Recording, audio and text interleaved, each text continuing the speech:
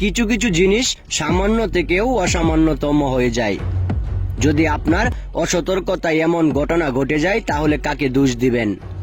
হঠাৎ করেই কয়েকটি বাচ্চা যাচ্ছে আর সেখান থেকেই মূলত একটি বাচ্চাকে ধরে ফেলেছেন। আর এভাবেই এখন আমাদের আশেপাশের অনেক বাচ্চা অপহরণ হয়ে যাচ্ছে। তাই আপনার কলিজার টুকরা কিংবা আপনার কলিজার টুকরা সন্তানকে অবশ্যই চোখে চোখে রাখবেন। হঠাৎ করেই গাড়ির ড্রাইভার গাড়ি থামিয়ে দেখছেন কয়েকটা বাচ্চা যাচ্ছে আর সেখান থেকেই একটি বাচ্চাকে লোভনীয় জিনিস দেখিয়ে তাকে অপহরণ করা হয়েছে। অবশ্য বাচ্চাটি বারবার চলে যাওয়ার চেষ্টা করেছেন, কিন্তু তাকে ছাড় দেওয়া হলো না। আর পরক্ষণেই এমন ঘটনা ঘটে গিয়েছে যেখানে সিসিটিভি ফুটেজে দেখা যাচ্ছে বাচ্চাকে খুব সাধারণভাবেই ড্রামে ভরে ফেলেছেন। কেউ কল্পনাও করতে পারবে না এমন ঘটনা ঘটে যায়। এমন একটা ব্যবহার করছেন যেখানে দেখা যাচ্ছে লোকটি নিঃসন্দেহে কোনো কিছু করেনি। বাচ্চাগুলা আবার ফিরে আসছে, কিন্তু বাচ্চাগুলা ফিরে আসলেও সেখান থেকে একটি বাচ্চা এখন অপহরণ হয়ে গিয়েছে, কেউ জানে না। তাই আপনার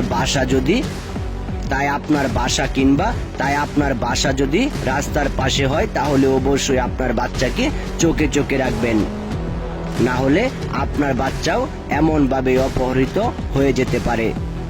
যদি এমন ঘটনা ঘটে যায় তাহলে দোষটা আসলে কাকে দিবেন? আপনার অসতর্কতায় এমন ঘটনা ঘটতে পারে। আর এমন লোক এখন রাস্তায় নেমে পড়েছেন, যারা বাচ্চা অপহরণের কাজে নিজেকে ব্যস্ত সময় পার করাচ্ছেন। আর বাচ্চা অপহরণ করে তাদের মুক্তিপণ দাবি, এত লক্ষ টাকা দিলে বাচ্চাকে ছেড়ে দেওয়া হবে। আর এমন ঘটনা এখন আমাদের বাংলাদেশে অহরহই ঘটে যায়।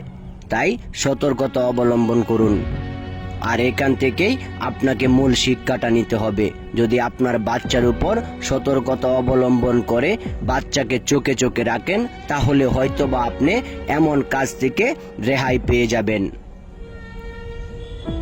এমন একটা ঘটনা এখন আমাদের সামনে সিসিটিভি ফুটেজে দেখা যাচ্ছে। দুজন লোক, তাদেরকে দেখলে মনেই হবে না যে আসলে তারা এই বাচ্চাটাকে নিয়ে এখন চলে যাবে। যখন নিরিবিলি পরিবেশ দেখলেন তখন বাচ্চাটাকে মোটরসাইকেলে করে নিয়ে চলে গেলেন। আশেপাশে অনেক মানুষের ভিড়ে এমন ঘটনা ঘটে গিয়েছে যেখানে এখন আপনি আমি হতভম্ব হয়ে গেছি। আমরা চাইলেও এই বাচ্চাটাকে আর ফিরে পাবো না। হয়তোবা কয়েক লক্ষ টাকা দিয়ে সেই বাচ্চাটাকে ফিরিয়ে আনতে হবে, আর সেটার জন্য এখন সময়ের দরকার।